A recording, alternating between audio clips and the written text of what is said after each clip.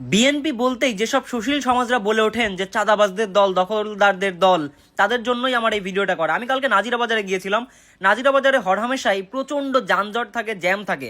একটা রিক্সা বা সিএনজি নিয়ে যদি আপনি ঢোকেন, আপনারা 1 ঘন্টা ওই 1.5 কিলোমিটার রাস্তার মধ্যে আটকে থাকতে হয়। কিন্তু কালকে এই রাস্তায় কোনো যানজট ছিল না।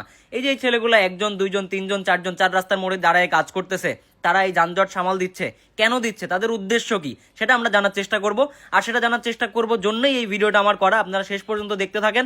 আমি তাদের সাথে কথা বলার চেষ্টা করবো যে তারা কেন এই কাজগুলো করতেছে। তো আমরা ভাইয়ের সাথে একটু কথা বলার চেষ্টা করবো যে তারা এই কাজগুলো কেন করতেছে, তাদের স্বার্থ কি।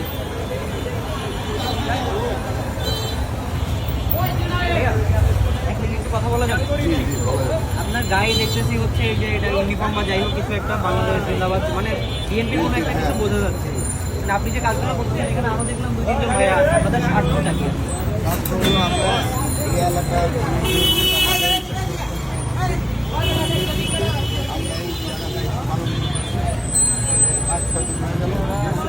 চলমান থাকবে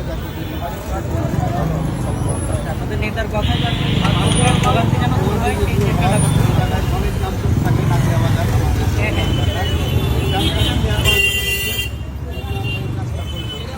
আমি ভাইয়ের সাথে কথা বলার পরে জানতে পারলাম ওনাদের নেতার কথা এই কাজগুলো করতেছে। ওনাদের নেতা হচ্ছে ঢাকা 7 আসনের বিএনপির নমিনেশন প্রার্থী মোহাম্মদ ইশরাক সরকার।